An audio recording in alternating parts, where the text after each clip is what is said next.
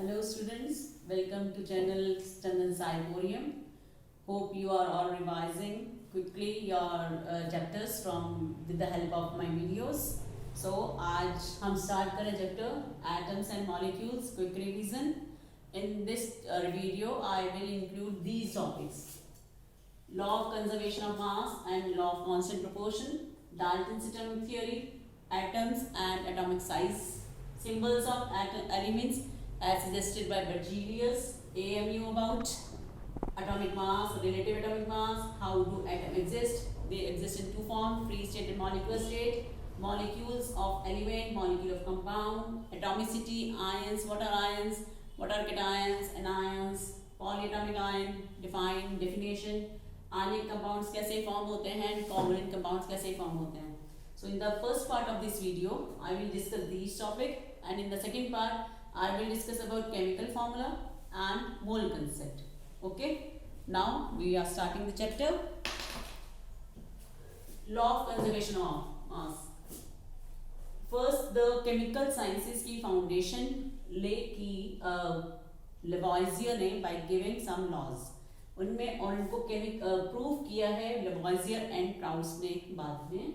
Law of constant proportion of mass, law of conservation of mass. देखो बच्चों क्या होता है. The total mass of the reactant is equal to the total mass of the products formed after the reaction. जिससे H2 plus O2 जो react करता है they are called reactants, and जो form होता है this is the product. These are the reactants.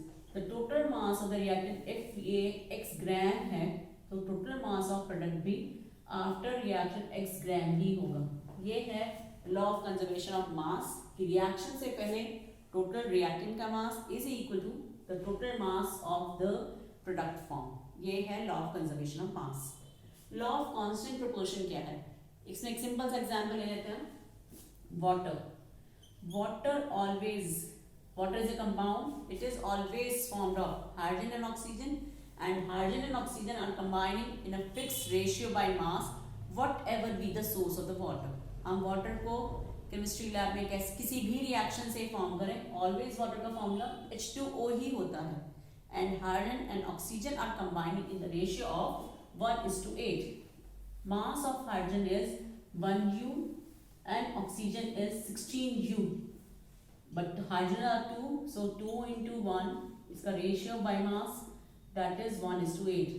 So law of constant proportion क्या है कि कंपाउंड कोई हम एक पर्टिकुलर कंपाउंड ले रहे हैं तो उस कंपाउंड में जो एलिमेंट्स कंबाइन करते हैं, एटम्स कंबाइन करते हैं, they combine in a fix ratio by mass whatever be the source of that compound. किसी भी सोर्स से लो लेकिन ऑलवेज उसमें फिक्स रेशियो बाय मास में ही एटम्स कंबाइन करते हैं. Next is Dalton's atomic theory. Dalton's atomic theory में 6 पोस्टुलेट्स हैं, जो पॉइंट्स हैं, मतलब जो डाल्टन्स ने दिए हैं. उन्होंने बोला है डाल्टन ने कोई भी मैटर है, if we keep on dividing matter तो छोटे छोटे पार्टिकल्स में कन्वर्ट हो जाता है. छोटे छोटे पार्टिकल्स को बोलते हैं एटम. तो first point is all the matter is made up of tiny particles called atoms. Second point उन्होंने दिया था, उन्होंने देखो तब तक साइंस अभी डेवलप हो ही रही थी तो उनको लगता था जो एटम है वो स्मॉलेस्ट पार्ट है, उसे हम फर्दर सब पार्टिकल्स में और छोटे पार्टिकल्स में डिवाइड नहीं कर सकते हैं. ये इनका सेकेंड पॉइंट था. He thought that atoms are indivisible.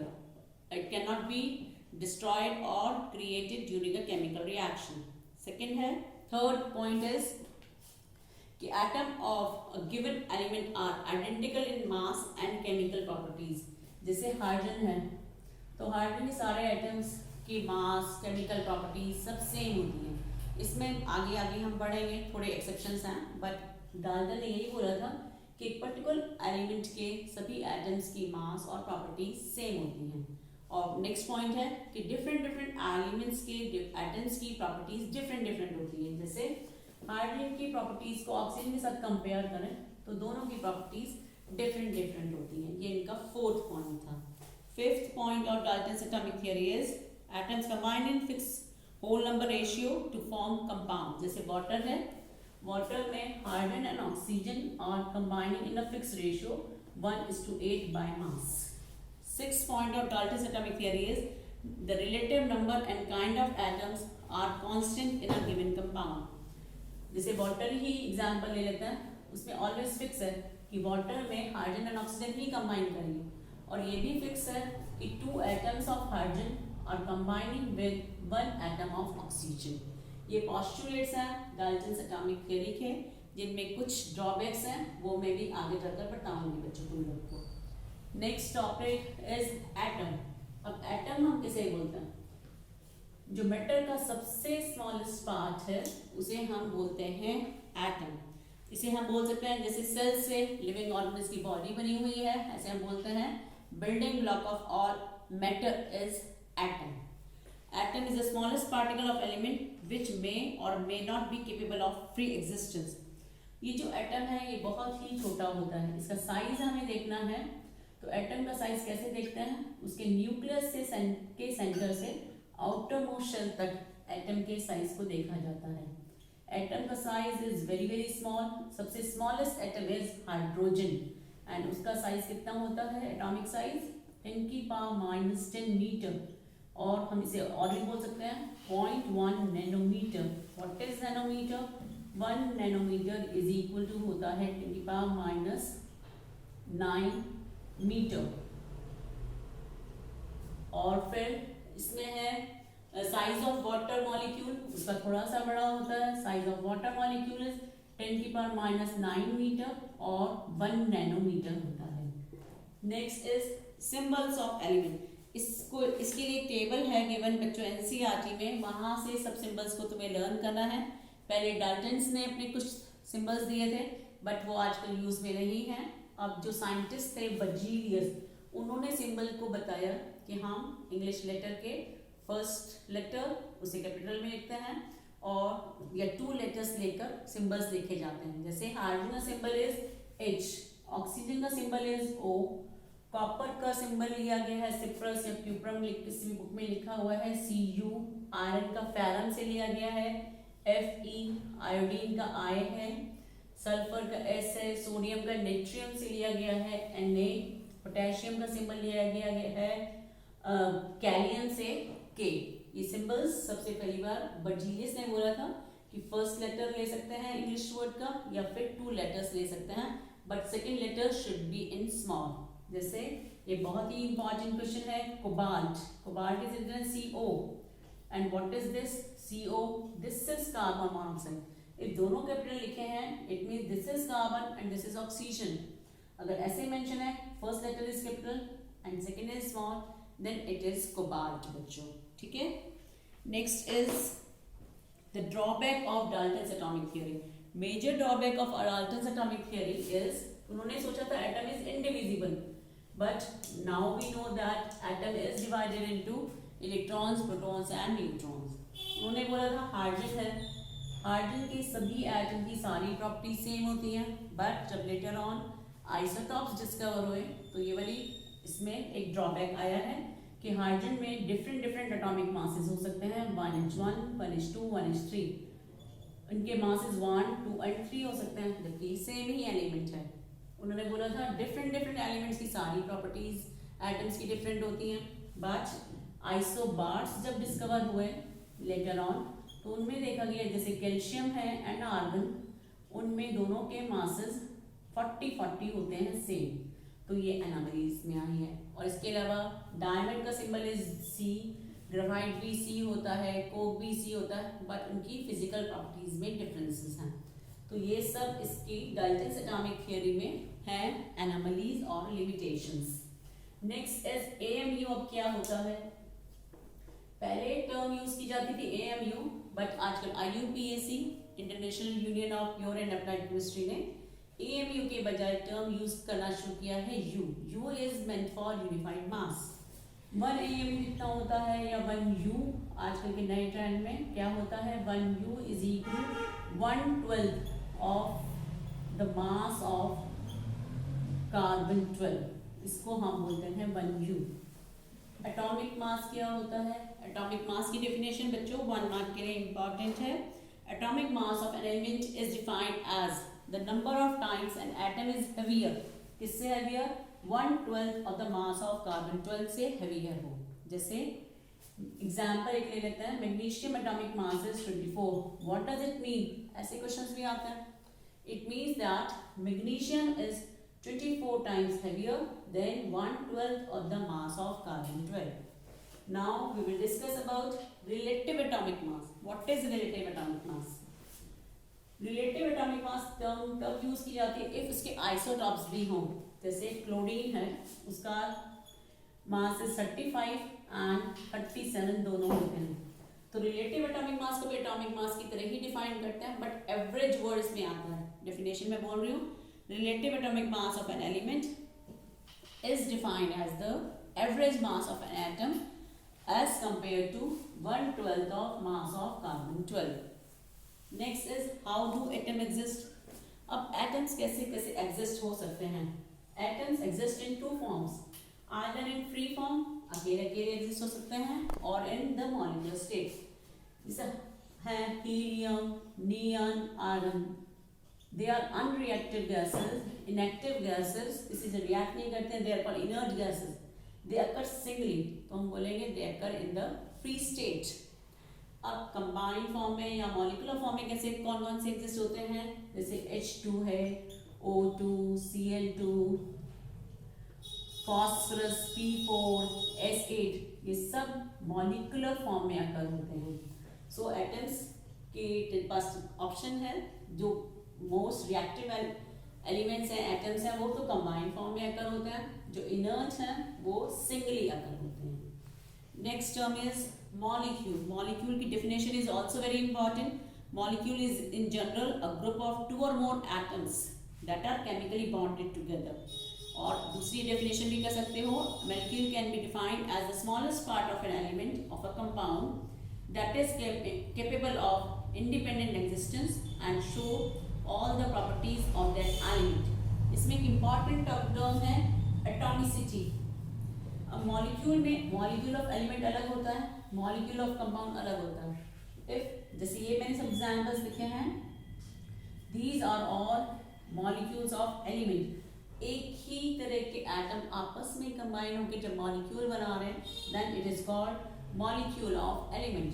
If different elements के एटम्स आपस में कंबाइन करके मॉलिक्यूल बना रहे हैं, then it is called molecule of compound. जैसे H2O, CO2, SO2. These are the molecules of compound. And इनको हम क्या बोलेंगे? These are the molecules of element. Atomicity is very important बच्चों for 1 mark question. Number of atom constituting a molecule is called as atomicity. इसमें 1 है atom तो monatomic. जैसे 2 atoms हैं एक molecule में, so diatomic. P4 में 5 है, so tetratomic. Ozone में O3 है, so it is triatomic. More than 4 atoms in a molecule होता है, then we will use the term polyatomic molecule. Next term is ion. Definition is very important. Atomicity is most important. Charged particles are called ions. Charge of 2 types, positive charged ions and negative charged ions. Positively charged ions are called cations, and cations कैसे form होते हैं? They form by the loss of electron. By loss of electron, किसी element में से, atom में से अगर electrons lose होते हैं, then it will form cation. जैसे sodium, if it lose 1 electron, then it form Na positive. तो Na positive is said to be the cation. Anions, negatively charged ions are called anions. They are formed by the gain of electron. जब gain of electron किसी atom ने किया, then it will form a anion. For example, chlorine, when it gain 1 electron, then it will form Cl negative. इसमें देखो कितना easy है, जो जितने इलेक्ट्रॉन को गेन करता है उसमें उतने ही नेगेटिव चार्जेस आते हैं, और जो एटम जितने इलेक्ट्रॉन को लूज करता है उतने ही पॉजिटिव चार्जेस आते हैं. ध्यान रखना है, लॉस ऑफ इलेक्ट्रॉन, लूज करने से, देने से पॉजिटिव चार्ज आता है, एंड इलेक्ट्रॉन्स को गेन करने से नेगेटिव चार्ज आता है, and anions are formed. Next topic is polyatomic ion. Very important for 1 mark बच्चों. Poly means many. Polyatomic ion, a group of atom having a charge is called polyatomic ion. For example, polyatomic ion SO4, 2 negative. This is an example of polyatomic ion. NH4 positive group of atom, 5 atoms are there having a charge, so polyatomic ion. Nitrate, NO3, 1 negative. So these are examples of polyatomic ion. Next, ionic compounds. How ionic compounds are formed? Ionic compounds are formed by the gain and loss of electron. जैसे है NaCl. In case of NaCl, Na एक electron को lose करके इसको देता है, and chlorine has 7 electrons in its outermost shell, so ये एक इलेक्ट्रॉन गेन कर लेता है. सो जो लॉस एंड गेन लेने देने से, ट्रांसफर ऑफ इलेक्ट्रॉन से जो कंपाउंड्स फॉर्म होते हैं, they are called ionic compounds. कैसे फॉर्म हो रहे हैं? Ionic compounds are form by the transfer of electron. इसमें one electron atom will lose electron and the second atom will gain electron. Covalent compounds. Covalent compounds are form by the sharing of electron. अगर share हो रहा है electron, then covalent bonds are form. For example H2 and hydrogen, one electron दोनों में है, दोनों को one और चाहिए अपने को स्टेबल करने के लिए, so they will share this pair of electron. Then sharing of electron से जो चीज बन रही है bond, that is called covalent bond. और covalent compound का एक और मैं एग्जांपल ले लेती हूँ, H2O. ये इतना इंपॉर्टेंट नहीं है अभी तुम्हारे लिए, ये 10th में ज़्यादा आता है, लेकिन एक बार वो क्लियर हो जाए इसलिए मैं ये डिस्कस कर रही हूँ. Oxygen has 6 electrons in its outermost shell and hydrogen has 1. So to become stable, hydrogen को होने चाहिए 2 एंड ऑक्सीजन के पास होने चाहिए 8. तो they will share their electron, और जो जितने पेयर शेयर करता है उनके बीच में उतनी ही कोवेलेंट बॉन्ड्स डेवलप हो जाती हैं. यहाँ H and O के बीच में 1 electron pair is share, so 1 covalent bond is develop form. इस ऑक्सीजन एंड इस हाइड्रोजन में 1 electron pair is form, 1 electron pair is share, so 1 covalent bond is there. So it is an example of covalent compound. ये कैसे बनते हैं covalent compound? By the sharing of electrons और by the loss and gain of electron, तो बनते हैं ionic compounds. ठीक है बच्चों, इस टॉपिक में मुझे लगता है मैंने शायद सक्सेसफुल हुई होंगी. तुम लोग को ये सब चीज़ें क्विकली रिवाइज करने में हेल्प मिलेगी बच्चों तुम लोग को. नेक्स्ट वीडियो में I will discuss about chemical formula and mole concept. So go through it, learn it, like and subscribe my videos. Till then, bye बच्चों.